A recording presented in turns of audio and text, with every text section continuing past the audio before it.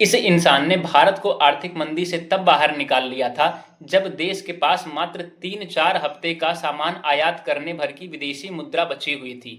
तो बात है 1991 की, जब आज ही की तरह खाड़ी देशों में युद्ध चल रहा था, जिसके कारण रुपए की वैल्यू लगातार नीचे गिर रही थी व कच्चे तेल के दाम लगातार बढ़ रहे थे।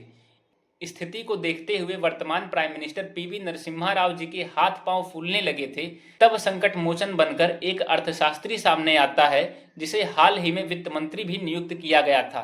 बात हो रही है डॉक्टर मनमोहन सिंह जी की। उन्होंने देश को इस स्थिति से बाहर निकालने का खाका तैयार किया व सबसे पहले रुपए का डिवैल्यूएशन किया, जिसके कारण भारतीय सामान विदेशी बाजारों में बहुत तेजी से बिके और इसके बाद भारत का वित्तीय घाटा कम हुआ। लेकिन स्थिति यहाँ पर भी नहीं सुधरी, तो इन्होंने देश का 21,000 किलो सोना विदेशी बैंकों के पास गिरवी रखकर वहां से डॉलर प्राप्त किया। स्थिति तो संभली, लेकिन उतनी नहीं संभल सकी जितना भारतीय सरकार ने अपेक्षा की थी।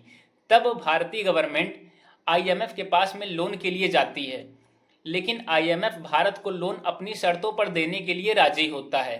ये शर्तें थी कि भारत को अपनी अर्थव्यवस्था में उदारीकरण, निजीकरण व वैश्वीकरण को बढ़ावा देना होगा, जिससे विदेशी निवेशक भारत में निवेश कर सकें। भारत को ये शर्तें माननी पड़ी, जिसके बाद विदेशी निवेशकों ने भारत में बहुत सारा पैसा निवेश किया और भारतीय इकोनॉमी बहुत तेजी से मजबूत हुई। मनमोहन सिंह जी की इसी दूरदर्शिता को देखते हुए उन्हें 2004 में यूपीए गवर्नमेंट ने प्रधानमंत्री नियुक्त किया। 2004 से लेकर 2014 तक वो देश के प्रधानमंत्री बने रहे।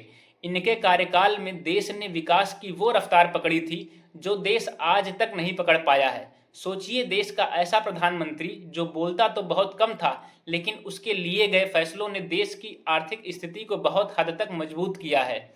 इसीलिए तो कहा गया है, बरसने वाले बादल गरजते नहीं।